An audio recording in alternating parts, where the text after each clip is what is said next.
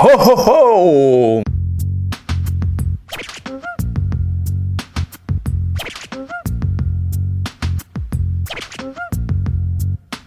Et on en cause cette semaine en Charente pour avoir la classe au pied du sapin cette année. J'espère que vous avez déjà acheté votre pull de Noël. C'est carrément devenu une tendance, en fait plus c'est moche, plus ça passe, on trouve des rennes, des bonhommes de neige, des guirlandes, de tout. Plusieurs bars d'Angoulême organisent même des soirées à thème, les serveurs du Latitude Pub sont obligés de travailler comme ça. Moi je serais eux, je saisirais l'inspection du travail, c'est pas possible. Bon après faut pas se tromper de soirée, sinon ça peut être un peu gênant. Eh les gars, j'ai pu venir à la soirée? Ah mais il est génial ton pull moche de Noël, David! Mais c'est pas un pull moche, il a été tricoté par ma grand-mère. Je le porte en hommage à elle, elle est décédée le mois dernier. Et il porte encore son odeur.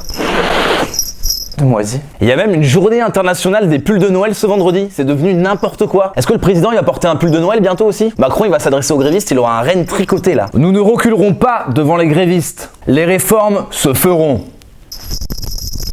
Et tant qu'on est dans la politique, on vous a demandé de nous envoyer sur Facebook vos plus beaux pulls. Et Martin Emery a cassé le game avec son Jean Pull de le voir. Bravo. On aurait aussi pu faire un Jean Pull Belmondo ou un Jean Pull 2. Rapport au... Coup de bonnet cette semaine à François Bonneau. Le président de notre département serait-il en fait le Père Noël? Tenez-vous bien, il va offrir 1 million d'euros aux Charentais pour lancer des projets écolos. Enfin, c'est pas vraiment de sa poche, hein. Quoi que ça se trouve, il est blindé, François Bonneau. Qu'est-ce que t'en penses, ton petit Jean-Paul? C'est le principe du budget participatif déjà testé par la ville d'Angoulême. À partir du 16 janvier, vous faites des propositions et si le département les retient, Papa François vous offre 50 000 euros par projet. Ça peut être des composteurs collectifs, des jardins partagés, des poulaillers sur la place du Champ de Mars ou même encore des champs de cannabis. Monsieur Davoudon, votre projet a été retenu. Merci Père Noël, mais pourquoi vous parlez comme Père Fouras? Je sais pas. Par contre François, t'aurais pas un peu copié la charte graphique pour ta com? Non mais sans déconner, on aurait une une de Charente libre. Ça va vous coûter cher en procès ça, hein.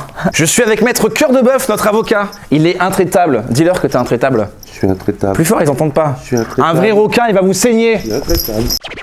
Un animal très original a été capturé ces dernières semaines par la police municipale de Gompontouvre. Il s'agit d'un sanglochon. C'est un mélange entre un sanglier et Mélenchon. Ils ont quand même dû s'y mettre à 10 pour capturer l'animal et ce n'est pas le premier qui est retrouvé dans les environs. Ça vous a fait beaucoup rire dans les commentaires. On a peut-être qui, comme son nom l'indique, est un peu indécis. Ce genre d'animal n'a rien à faire en forêt, donc rillette pâtée ou adoption. Attends, le gars nous fait croire que c'est un ami des bêtes. Il a déjà sorti la moutarde et le poivre. Allez, des herbes de province pour la cochonaille. Mais on va l'adopter quand même. La cochonaille. Milophile s'interroge, sanglochon ou bien cochon-glier? Ouais, moi je pensais pas qu'on pouvait mélanger des races comme ça. Dans ce cas-là, on a qu'à mélanger, je sais pas moi, une cagouille à un rhinocéros, une cagouillicéros, pour même devenir l'emblème du département. François Bonneau, si tu nous regardes, pense-y. Et c'était l'épisode 52 de l'Électron Libre. Merci d'être encore nombreux à nous suivre. Préparez vos pulls et joyeux Noël à tous. Je laisse le mot de la fin à Jean-Paul. Jingle bell, jingle bell, jingle